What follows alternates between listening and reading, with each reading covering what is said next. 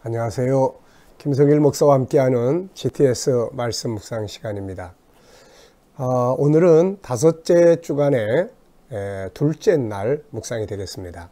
둘째 날은 내용 그대로를, 그 안에 들어있는 내용 그대로를 우리가 깊이 살펴보고 그리고 그것을 그대로 인지하기 위한 묵상 훈련입니다. 이미 말씀드린 것처럼 본 묵상집은 그냥 매일 이렇게 본문을 쭉 읽고 지나가 버리는 것이 아니라 그것을 계속 묵상하게 하는 겁니다. 그리고 다양하게 첫날은 전체를 이렇게 우리 안에 담기 위한 묵상, 두 번째 날은 그 안에 들어있는 것 하나하나를 좀 더 구체적으로 들여다보면서 그걸 인지하도록 하는 그런 훈련이에요. 왜 이런 묵상을 우리가 하게 되냐면 묵상 자체에서도 주님과 소통하고 몰랐던 것들을 많이 보물을 찾아내는 그런 효과가 있습니다만은 이것이 잘 훈련이 되면 기억력도 좋아지게 되고 우리 어르신들도 특히 치매 많이 고민하시는데 생각, 세포가 살도록 하는 이제 그런 묵상 방법이에요. 그리고 우리 아이들 또 공부하는데 이 훈련 방법이 계속 이제 인식이 되면 이것이 이제 공부하는데 사회생활하는데 창의력적이고 이런 것들을 굉장히 아주 유익한 그런 방법입니다. 그래서 정말 그동안 많은 것들을 고민하면서 종합적인 묵상집이 바로 이 GTS 묵상집입니다. 여러분들이 익숙하게 하시면 아주 좋은 프로그램이니까 꼭 기억해 주시고 열심히 함께 하시기 바랍니다. 자, 오늘은 두 번째 날 묵상이 되겠습니다. 있는 그대로 보고 인지하기. 그 본문 속에 뭐가 있는지 그걸 살펴보고 그대로 인지하는 거예요. 자, 그럼 오늘도 본문 말씀 두 번 읽겠습니다. 읽으실 때는 항상 눈으로, 말로 생각을 뿌리를 내리셔야 돼요. 생각의 뿌리를 이 말씀에다가 딱 내리셔야 돼요. 그래서 단어 하나, 새벽에 어떤 새벽일까? 모든 대제사장과 백성의 장로들이 예수를 죽이려고 함께 의논하고 함께 의논했다. 우리가 이렇게 잘못된 모임 이런 데 참여하면 안 되잖아요. 우리 또 모였을 때 뭘 하느냐. 이 사람도 예수 죽이는 일을 했단 말이에요. 그러니까 이런 걸 하나하나 이렇게 질문도 하고 그러면서 읽어나가면 엄청난 풍성한 보물들이 이 안에서 발견하게 되는 것이죠. 자, 그러면은 깨달아지는 건 거기다가 항상 이렇게 볼펜 딱 가지시고 기록하시면서 보시기 바랍니다. 자, 본문 오늘은 1절로 10절 길지 않습니다. 그러니까 한번 세밀하게 살펴보면서 읽어보세요. 새벽에 모든 대제사장과 백성의 장로들이 예수를 죽이려고 함께 의논하고 결박하여 끌고 가서 총독 빌라도에게 넘겨주니라. 그때 예수를 판 유다가 그의 정죄됨을 보고 스스로 뉘우쳐 그 은 30을 대제사장들과 장로들에게 도로 갖다 주며 이르되 내가 무죄한 피를 팔고 죄를 범하였도다 하니 그들이 이르되 그것이 우리에게 무슨 상관이냐 네가 당하라 하거늘 유다가 은을 성소에 던져놓고 물러가서 스스로 목매어 죽은지라. 대제사장들이 그 은을 거두며 이르되 이것은 피값이라 성전고에 넣어둠이 옳지 않다 하고 의논한 후 이것으로 토기장의 밭을 사서 나그네의 묘지를 삼았으니 그러므로 오늘날까지 그 밭을 피밭이라 일컫느니라. 이에 선지자 에레미야를 통하여 하신 말씀이 이루어졌나니 일러스되 그들이 그 가격 매겨진 자 곧 이스라엘 자손 중에서 가격 매긴 자의 가격 곧 은 30을 가지고 토기장의 밭값으로 주었으니 이는 주께서 내게 명하신 바와 같으니라 하였더라. 아멘. 한 번 더. 새벽에 모든 대제사장과 백성의 장로들이 예수를 죽이려고 함께 의논하고 결박하여 끌고 가서 총독 빌라도에게 넘겨주니라. 그때 예수를 판 유다가 그의 정죄됨을 보고 스스로 뉘우쳐 그 은 30을 대제사장들과 장로들에게 도로 갖다 주며 이르되 내가 무죄한 피를 팔고 죄를 범하였도다 하니 그들이 이르되 그것이 우리에게 무슨 상관이냐 네가 당하라 하거늘 유다가 은을 성소에 던져놓고 물러가서 스스로 목매어 죽은지라. 대제사장들이 그 은을 거두며 이르되 이것은 피값이라 성전고에 넣어둠이 옳지 않다 하고 의논한 후 이것으로 토기장의 밭을 사서 나그네의 묘지를 삼았으니 그러므로 오늘날까지 그 밭을 피밭이라 일컫느니라. 이에 선지자 에레미야를 통하여 하신 말씀이 이루어졌나니 일러스되 그들이 그 가격 매겨진 자 곧 이스라엘 자손 중에서 가격 매긴 자의 가격 곧 은 30을 가지고 토기장이의 값으로 주었으니 이는 주께서 내게 명하신 바와 같으니라 하였더라. 아멘. 자, 구조는 이거는 저의 구조예요. 2, 3, 3, 2. 그래서 19절. 2는 대제사장들이 예수님을 죽일 것을 모의해가지고 의논해서 그 다음에 이제 빌라도에게 넘기는 것. 그 다음에 3은 가룟 유다가 예수님의 그런 재판 과정을 이제 지켜보면서 아, 내가 이거 잘못된 거구나 하고 뉘우쳐서 다시 은 30을 가지고 대제사장과 장로에게 갖다 주는 거. 그리고 돌아와가지고 그것을 뉘우치긴 했는데 잘못된 방법이에요. 이거는. 그래서 스스로 자기 목숨을 끊는 안타까운 일을 벌어집니다. 그 다음에 이제 뒤에 또 3이 있어요. 이 3은 이제 그 돈을 받은 대제사장들이 이제 그 돈을 어떻게 사용할 거냐, 이거 어떻게 할 거냐, 이거 피값인데 이거 성전에 두는 거 좋지 않다 해서 토기장의 밭을 사고 이제 그때부터 이 밭을 피밭이라 이렇게 불렀다는 이야기. 그 다음에 뒤에 이제 마지막 두 구절은 이렇게 된 이유는 선지자 에레미야가 이야기한 것이다. 근데 여기서 하나 이제 우리가 참고할 것은 이제 선지자 에레미야가 이 말씀을 이제 했다고 했는데 우리가 이제 성경을 이렇게 보면 에레미야 시대의 그 당시 하나님께서 이 토기장이의 이 밭을 사라, 토기장이의 이야기, 밭을 사라 이런 이야기들이 좀 나와요.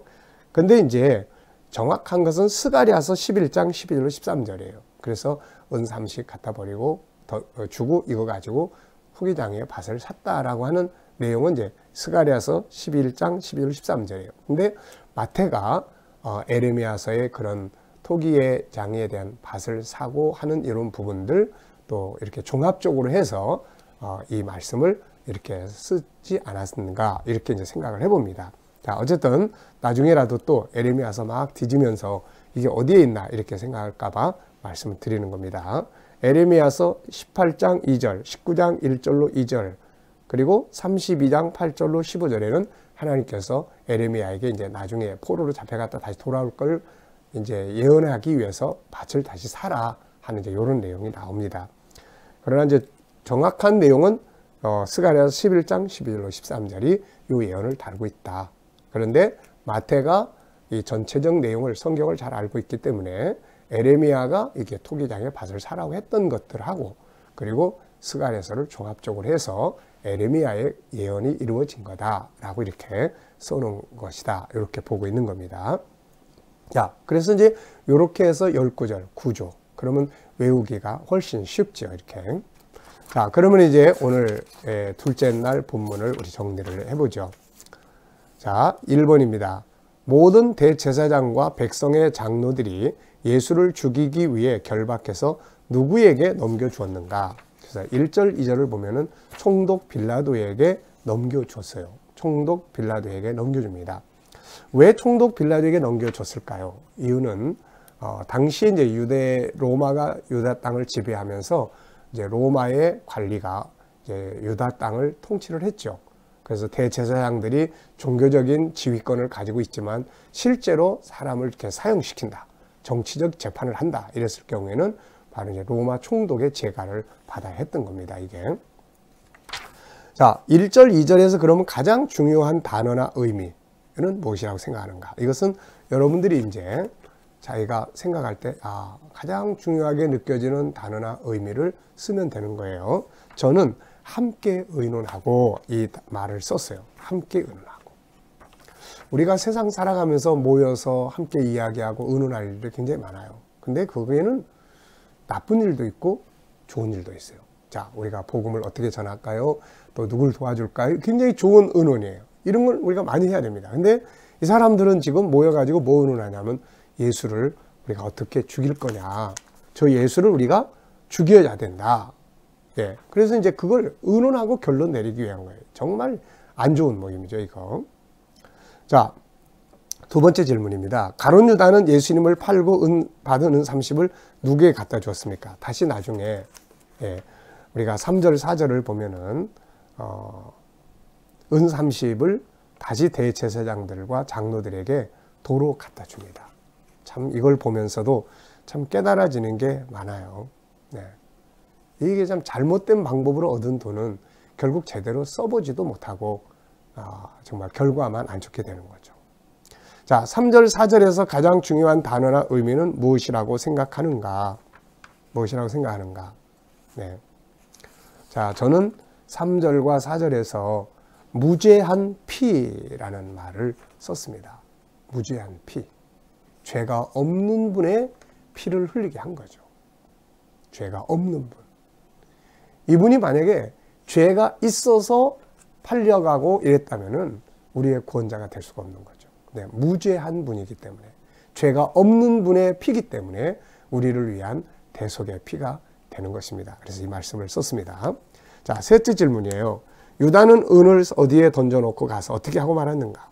자, 그 사람들이 우리하고 상관없으니까 네가 알아서 해. 그랬더니 은을 성소에 던져놓고, 거기다 그냥 던져놓고, 난 모르겠다 던져놓고 갔어요.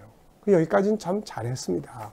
뉘우쳤고 스스로 이게 아닌데 라고 했는데, 근데 그만 끝에 가서 스스로 자기의 삶을 버리게 되는, 꼭 이런 방법만 할 수 있었을까 하는 생각을 해보면서 참 안타까운 마음이 듭니다. 베드로 같은 경우는 예수를 부인을 했는데, 사실 뭐 주님 팔아먹은 죄나 부인한 죄나 뭐 어떻게 보면은 뭐 비슷한 성격을 가지고 있죠. 근데 베드로는 다시 쓰임을 받았고, 가룟 유다는 이렇게 비참한 최후를 마쳤다는 것이 한편에서는 참 마음 아픈 일이기도 합니다. 그리고 또 한편에서는 우리가 하나님 앞에 잘못했을 때 어떤 방법을 선택을 해야 될 것인지를 베드로와 가룟 유다가 잘 보여주고 있는 거죠. 물론 자기 학대, 자기 마음의 번민, 고민 많았을 거예요.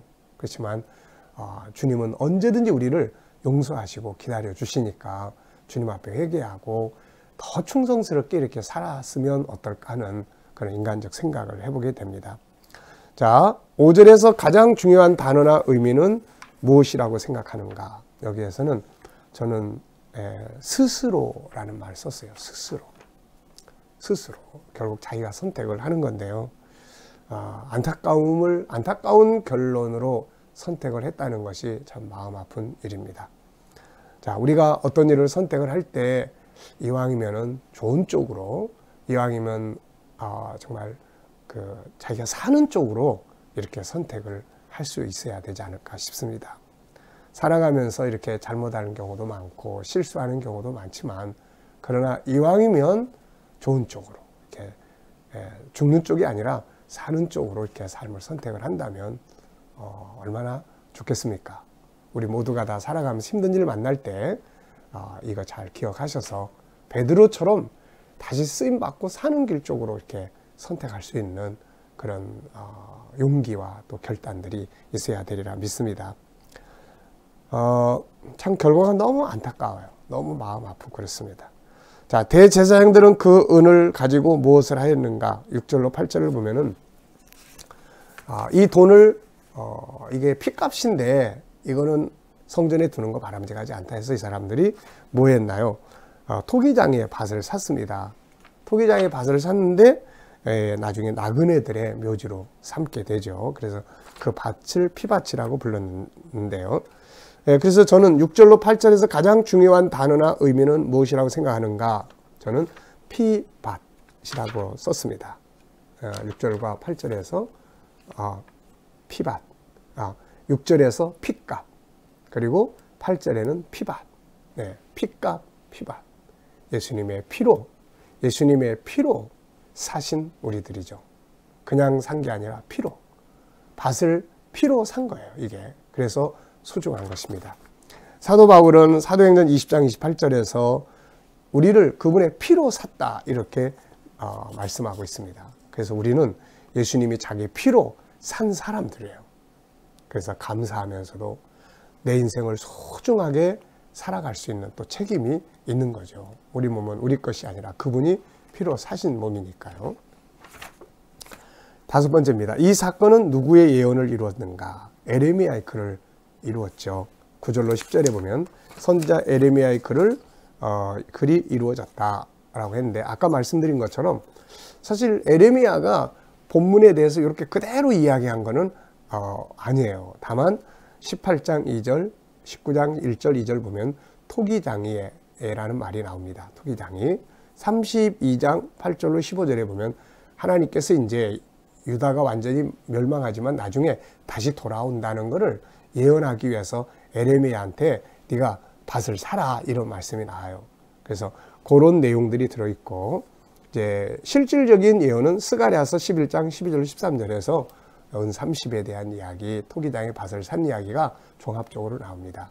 다만 앞서 말씀드린 것처럼 마태가 이 에레미야의 그런 예언들과 스가랴의 예언들을 이렇게 종합적으로 알고 있기 때문에 에레미야의 예언이 이루어진 것이다 라고 이렇게 표현했을 것이다 라고 이렇게 주석가들은 정리를 하고 있습니다.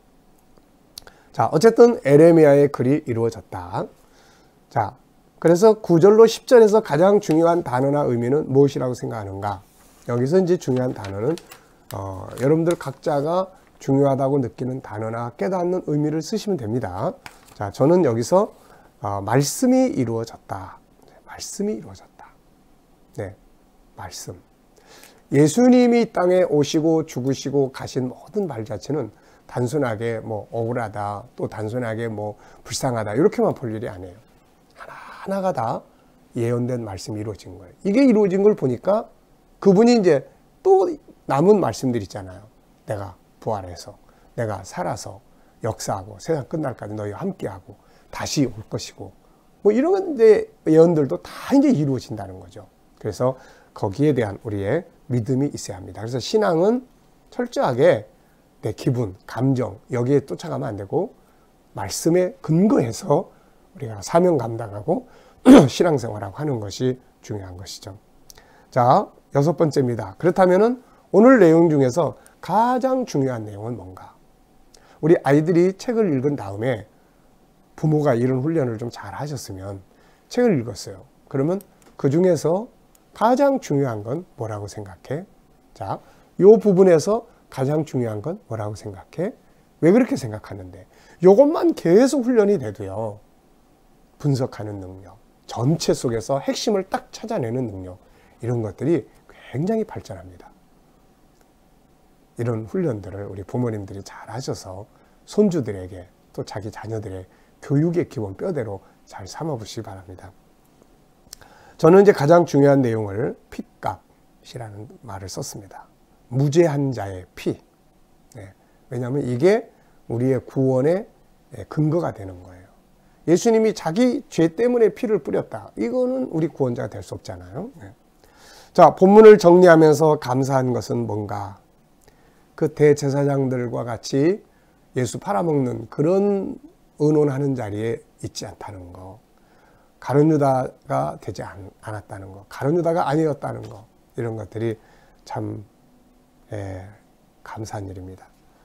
기억에 남는 것은 무죄한 피, 그리고 피값, 그리고 가룟 유다의 죽음이에요. 꼭 그렇게밖에 할 수 없었을까? 네, 안타까움입니다.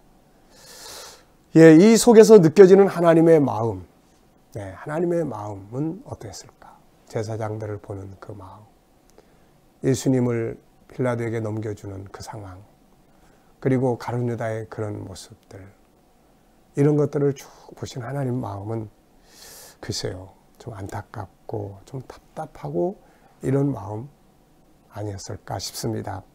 자, 질문 2개 만들어 봤습니다. 첫째, 유대 지도자들은 왜 예수를 끌고 빌라도에게 갔을까? 이미 앞서 말씀드렸죠.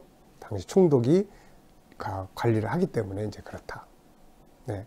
더 깊이 들어가 보면 왜 이 사람들은 예수를 이렇게까지 죽여야만 되는 것이었을까 하는 더 깊은 내용을 묵상하면 더 많은 이야기들을 우리가 생각할 수가 있죠. 자, 2번째는 가룟 유다는 다른 길은 없었을까? 다른 베드로처럼 그렇게 할 수는 없었을까? 하는 그런 안타까움에 대한 질문을 써봤습니다. 자, 오늘도 우리가 바깥 세상 많이 시끄럽죠. 이 속에서 우리의 마음, 내면이 어디로 눈을 향하는가? 주님의 말씀과 주님 안에 거한다면 풍랑을 다스릴 수가 있습니다. 세상만 쳐다보고 일어나는 풍랑만 쳐다보고 일어나는 파도만 쳐다보고 막 어지럽고 멀미하게 되죠.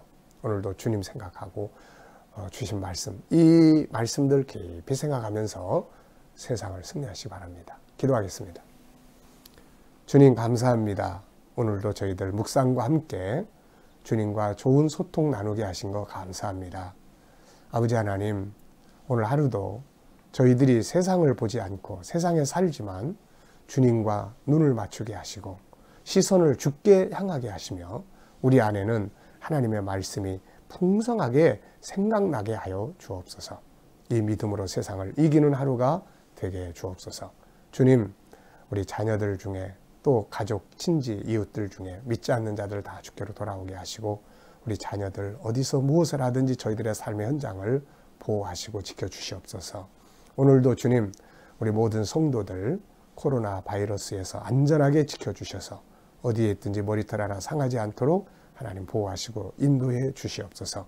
오늘도 이 일들을 위해서 수고하는 많은 사람들 지혜 주시고 건강 지켜주셔서 잘 관리해서 이 땅에서 속히 코로나 바이러스가 제거되게 하여 주옵소서.